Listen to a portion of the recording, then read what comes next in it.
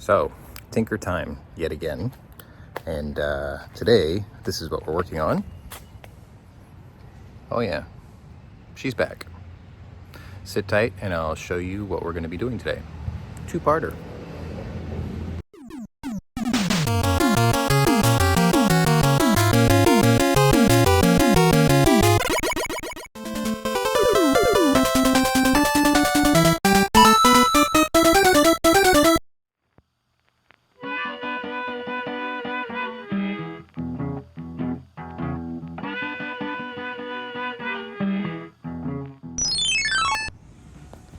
Okay, so some of you may be familiar with these.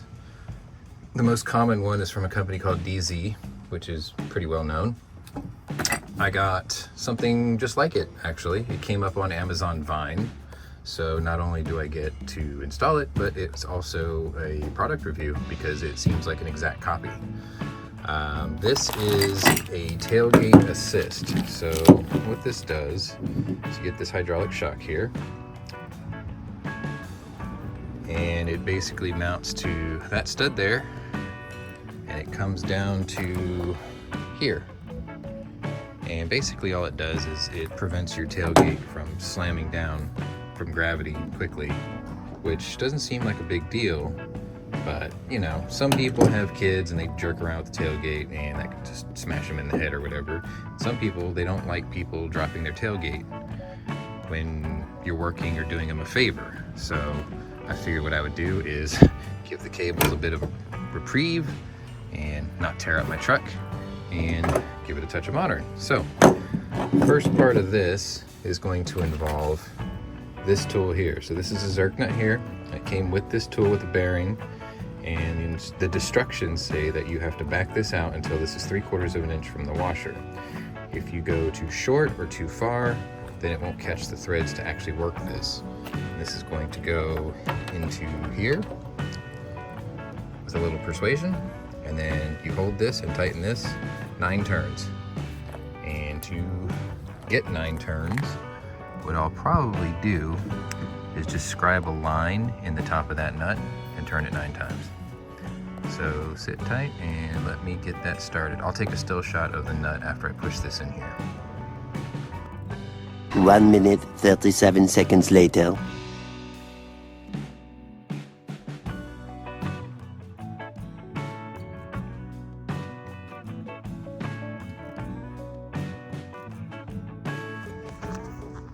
Alright, 9 turns later, and then you use the provided Allen wrench to back this stud out, and this whole thing will come out, like so. That's the tool that they provide you. It does the job. You can see the Zerk nut is in there good and tight. Next thing we got to do is install this ball stud, and they provide you red Loctite because they really don't want this coming off. So what I'll probably do is, okay, the threads are further, they're inset to that nut. So what we'll do is, I'm going to do this with one hand. Put a little bit of this on here if it's going to play ball and come out.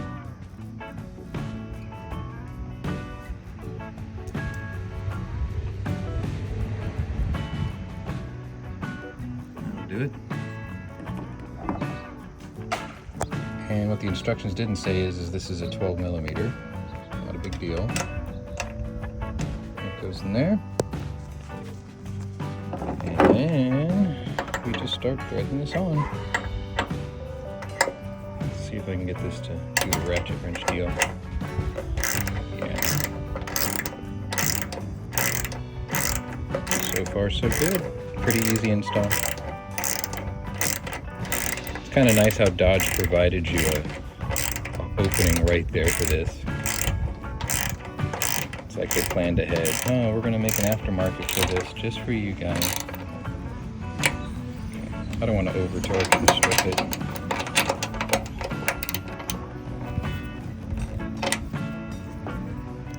Just torque this down to, that's probably good enough. Okay, so that stud is now in place. And I believe the next step is I need to remove this. Don't worry, Tailgate's not going to drop because you've got that cable over there. So, let me go ahead and put the cap back on that. Loctite. Because I'll reuse that for other things.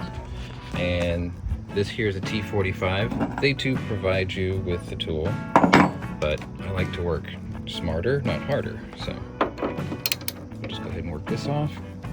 Oh, this is going to require 2 hands. I'll catch up with you right after I do that.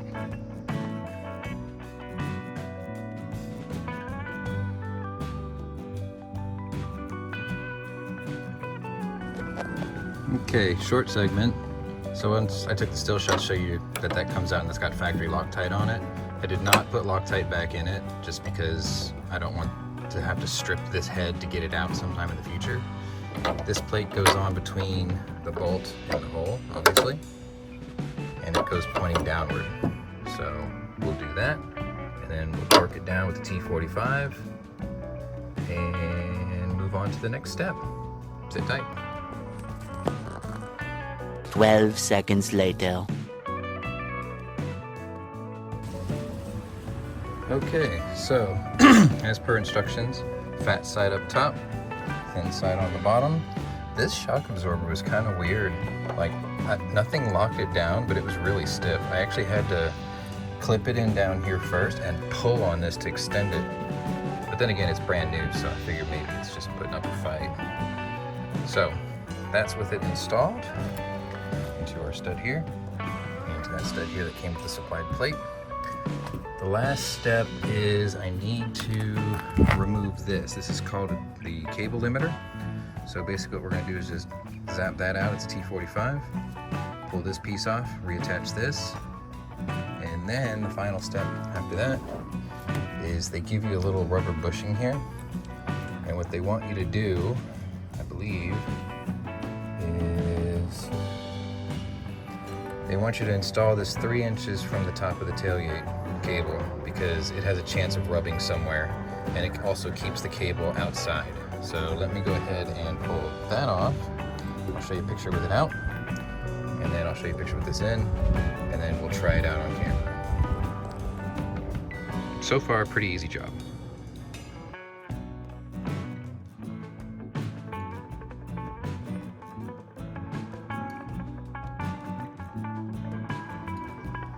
All right, let's see how we did.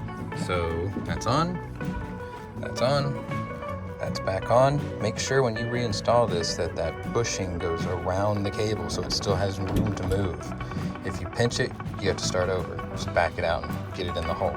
I had to lift the tailgate up slightly to make sure it lined up. Let's see how nice and easy that travels. So let's see if this thing actually works. Up you go. Click. All right. And how about that? There we go. Works well. Works as it should. All right. So obviously the tailgate's going to be a little harder to close because you have to fight against it. But then look at that. Nice and easy. Which is kind of nice because, you know, I mean, I've never dropped my tailgate like that before, but it was offered, and I don't mind, you know, Amazon will send it to you for free, then you do a review on it, and then you tell people what you think, and honestly, that's my impression. The kit is an exact clone of the DZ kit, like exact, to the letter. The only difference is I think the DZ kit comes with blue Loctite, and they gave you red with this one. The tool was the same, the kind of tools you needed are the same. The installation guide is pretty obvious and basic as long as you have, you know, basic mechanical knowledge. I'll leave you a link in the description if you want to get one of these for your RAM. From what I understand, it works for pretty much all 4th and 5th gens. So what's that, like 05 to 23? So there you go. That's the first part of this job over with. Let's move on to part 2, which is actually really simple. Basically all we're doing is, in my quest to LED the whole truck, this was a LED light kit interior for my 16 RAM. Let me see if I can pull this off. They're really fancy 194 bulbs, basically. So this is for the dome light in the back. It's called a fuse light because of the way it's shaped. These things get really hot, so that's why it has a heat sink built into it. So this will go on the rear dome light. And then these here are your map lights and your dome lights, right? Map, glove box, trunk. I don't need a trunk light because I don't have a trunk. But I think what they do is they make this kit for multiple uses, and it even included the prying tool, so I don't have to go into my toolkit for my trim tools. So let me clean up this job's mess, and we'll get to this job, which is going to be super easy. This, on a scale of Samuel L's, it's a 1 Samuel L. It's really not that hard. The hardest part was this little clip for the limiter. You had to kind of I wedged needle nose pliers in behind it and got it started, and then I used the bigger pliers to kind of hold it as I worked the bolt out. And you can see I didn't mangle it too bad, and I even flattened it back out a little bit in case I ever have to put that back, which I probably never will. So 1 Samuel L for that job, plus I got the modern convenience of a tailgate that drops really slowly, so it does the same kind of thing my boss's Raptor does electronically. All right, we'll see on the inside. I want to show you how to remove the map lights and the dome light without breaking them. That's the only real trick to this. See you in a bit. A few moments later. Okay, we're gonna start with the map lights first. The tool that they provide is a little thick, so it's kind of hard. But what you want to do is there's a tab and there's 2 hinges. You want to start at the back. If you're not sure which side is the hinge, push on this and it'll become quickly obvious. It's up front. So what you do is you take the tool, you make it thinner, or you use something thinner. You kind of wedge it in here nice and gentle like, and you pry until it pops loose, like this, right? And then you just kind of wiggle and jiggle until it comes out. If it wants to come out, that is. I think this one's gonna fight me a bit. Yeah, it is. Can I get it out without breaking it is the question. Yeah, got it. See? I don't know how to shut that off now. Seems I'm gonna burn my finger. Great. So anyway, that's out. Then you just pop the peanut bulb out. If I can hit the switch, that would be ideal. I see it. Switch is over here on that side. So let me swap that out real quick, and I'll meet you back with the new bulb in it. 2 very boring minutes later. Okay, that's the new bulb in. It's got LEDs on the sides and on the bottom. It is a pain in the ass. That is a 3 Samuel L job because you can barely get your fingers around the damn peanut bulb to get it out, which kind of sucks. Sorry, had to mess with my watch a bit. Function test, just open the door. That's the easiest way to know for sure. And it will fade, as you can see. So, get to put this back together. This little tab is what activates the button. I had the joy of pushing that button through the console, and then I had to take the whole console down to put that in there. So definitely be careful when you work this out. Feed that up in there like so. Push clips in, function test. See the difference? Yeah. All right, so let me get this side out, and then we'll move towards the back for that one, which should be easier than these. See you in a bit. Okay, there's an addendum. There are bulbs underneath the dash. This is the housing here. Just pull straight down, and this will give. There is this connector here that's locked. You just push that pin here in the middle. Where is it? That pin right there in the middle. This whole thing comes out. So you can work with this in your lap. And then you just gotta pop this cap off. And inside was a 194 bulb, which was much easier to take off. This was a 1 Samuel L job. So I'm gonna change this one, and the one over there in the driver's side footwell. And then we'll go back there. Yeah, I'll take you a still shot of this reinstall with the light in it though.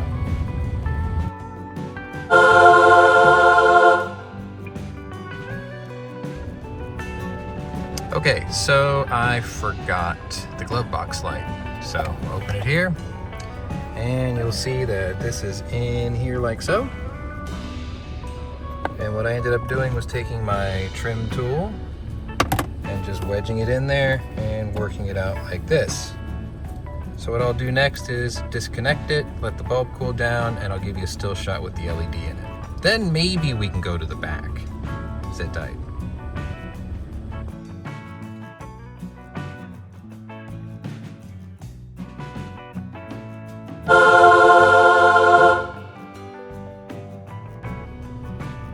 Side note, in case any of you are wondering about this overhead, these bulbs are completely different. They're super tiny, and I'm gonna have to look up what those take if there's even an option for it. But for now, these are staying inside. Now, just maybe, we can go to the back. More moments later. Finally, we're at the back. And this dome light is actually really easy to take out. You just take your pry tool, there's a little groove right there. This pops out and it hinges open, like so. And there's your fuse bulb.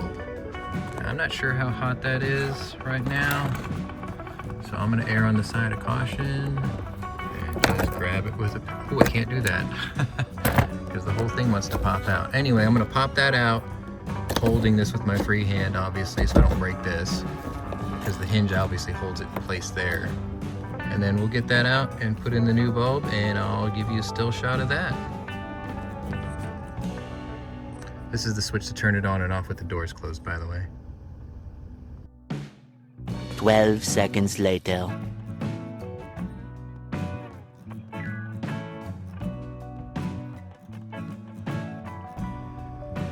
All right, and finally, you saw the still shot. This is in. Let's test it. She's bright. She's real bright.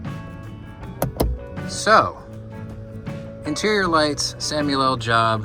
Let's just say it's a 2 total overall. This was pretty easy. The glove box door was a little tricky. Down there, easy. Down there, easy. Up there, as long as you're careful and not an idiot, pretty easy.